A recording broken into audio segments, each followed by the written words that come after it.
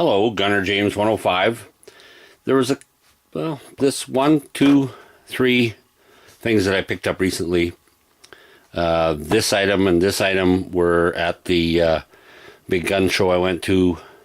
I guess it's a couple of weeks ago now. And then about a week later, I had got this at a retail store. This retail store sells old military items. So it's not so much a surplus store as a collector's store from World War I, World War II, etc. So what I got are a couple of magazine loaders for the Sten. The deal with these two is that I have kind of wanted to add something like that because I've got the Sten, deactivated Sten. Picked up this extra magazine. That was last year at a gun show. And so just been adding things to the Sten gun theme. Cleaning rod. This is a two-piece. There was a different type for the, I think it was a British one that had kind of a looped affair that would fit, actually snap into the buttstock on the Sten. Then I had also come up with this, and I've done a video on this. I'm not going to linger on it too much, but this, and I'm pretty sure it's a replica, but that's okay. It's a fairly good replica. It does its job, and so have that. So the ruptured case extractor. There aren't any markings on this at all. The fellow that sold me the Sten a couple of years ago was selling this here and this loader. And so just to go along with the whole Sten gun thing, I had also picked up this manual.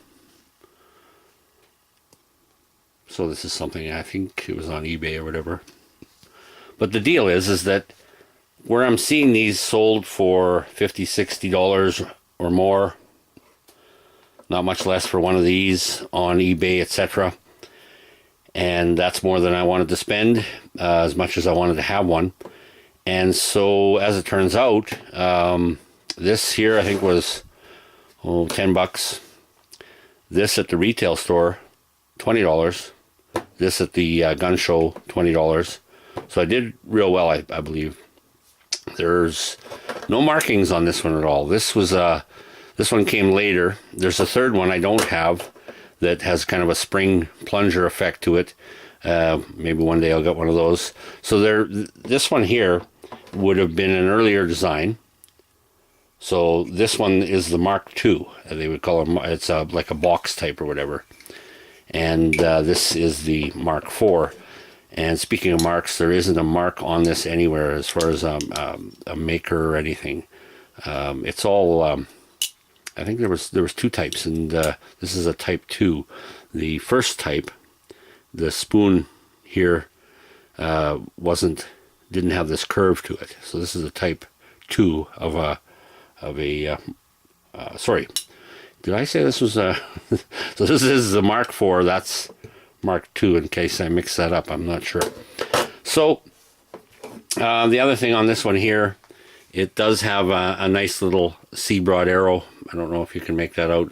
The C-broad arrow. So it's a Canadian example. The example I have here as well, this is more of a zinc alloy or aluminum alloy, where a lot of them were a brass. And so that folds in there and would slip into a pouch. I think this came about later. This was about 1944.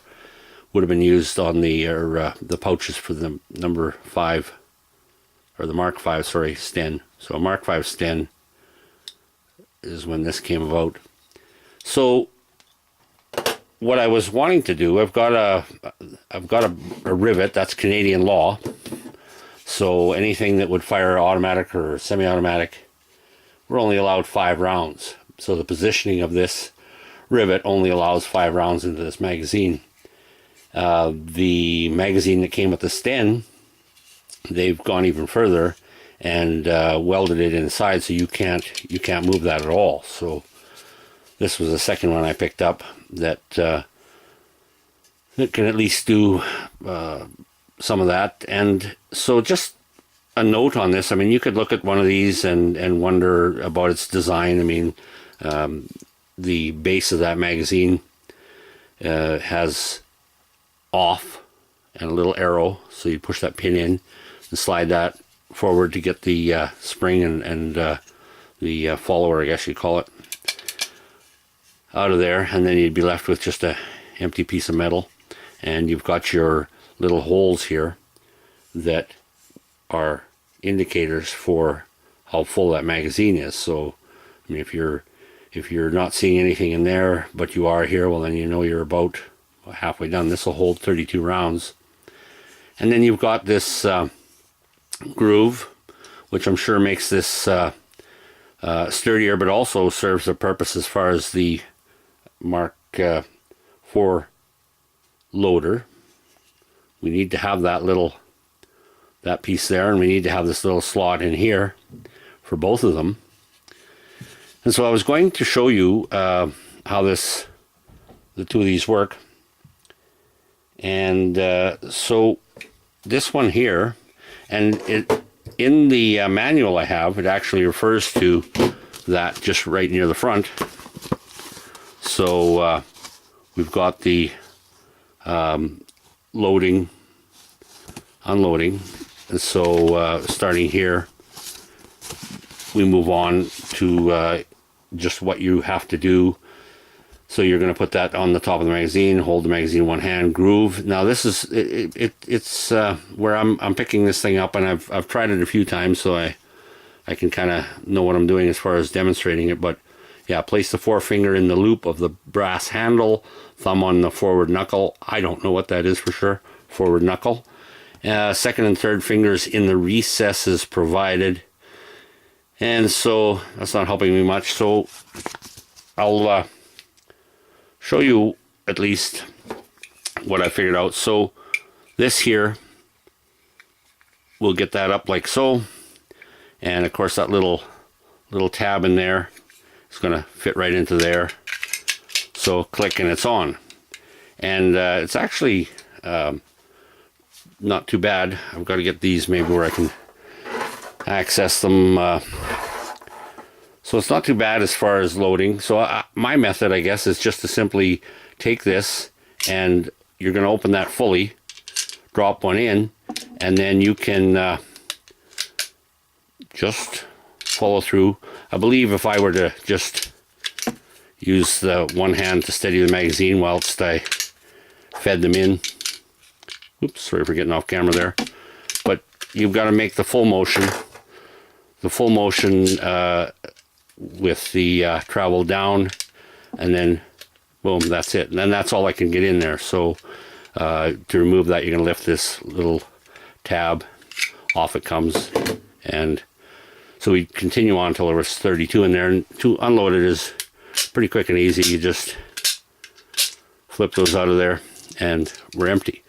As far as this one goes, it's going to come in, and we've got just a little tab on the bottom that fits in here, and this piece here fits up in here, and then that little spring portion, this piece here, will snap into this groove.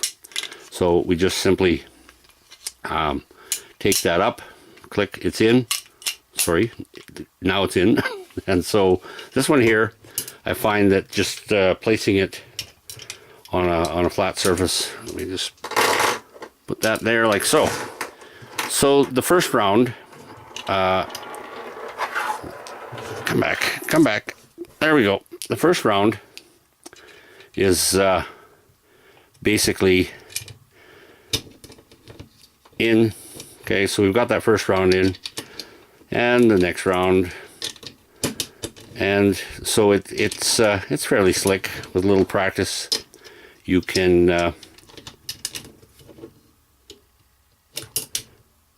get that done. And so lifting this, of course, and pulling down, off it comes, and voila. So I thought I'd share that little piece here of a couple of items that I picked up recently for the Sten, which I'll just, I've got her over there. So that's the long branch Mark II Sten, and it's featured in a previous video as well. So for anybody curious about how all this works, hope you enjoyed the video, and thanks for watching.